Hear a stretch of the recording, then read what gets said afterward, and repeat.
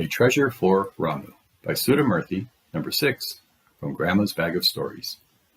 Vishnu Kaka's grandchildren had come to visit him. Vishnu Kaka was a very good friend of Aja's.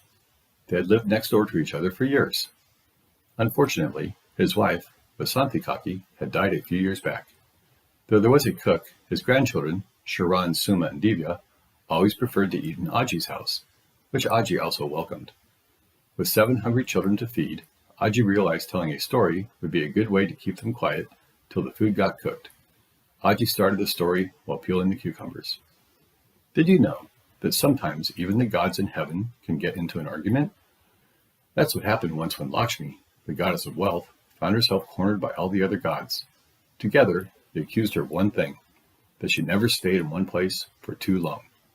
No sooner are you comfortable settled in one house, do you decide to leave it, and off you go elsewhere, they said to her. Lakshmi sniffed and said, "That's not true. I stay in a house as long as I am welcome. If people think ahead, work sincerely, and spend money wisely, I stay with them forever. Unfortunately, often, when I am in one place for a while, people behave strangely, and I have no choice but to leave." The other gods pooh-poohed this and refused to believe her.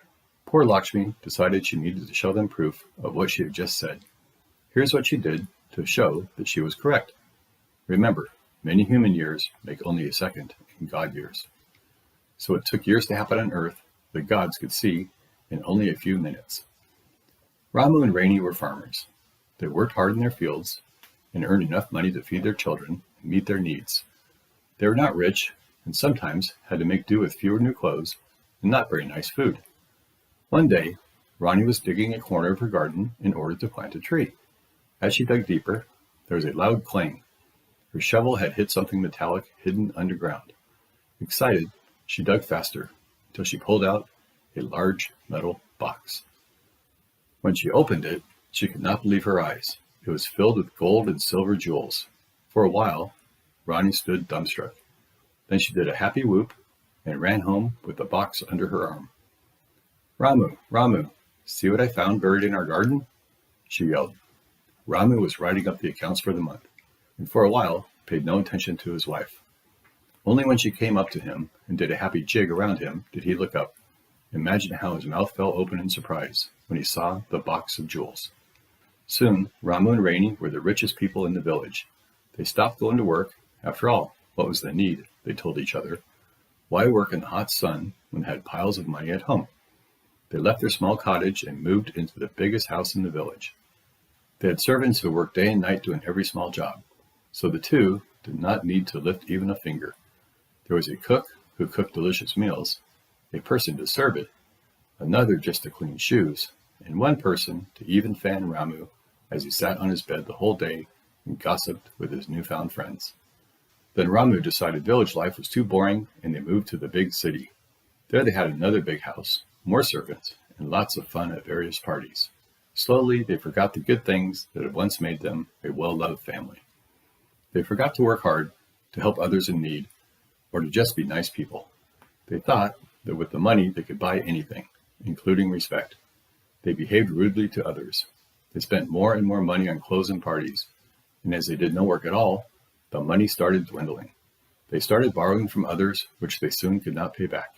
One day, Ramu looked sadly at his account book. It was now filled with numbers that showed he only needed to pay others. There was hardly anything left for himself. In a heavy voice, he called out to his wife, "Rani, dear, the good days are over. I think we forgot to be the kind of people Goddess Lakshmi likes.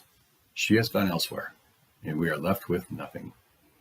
Rani stood silently for a while, then replied, "Never mind, Ramu.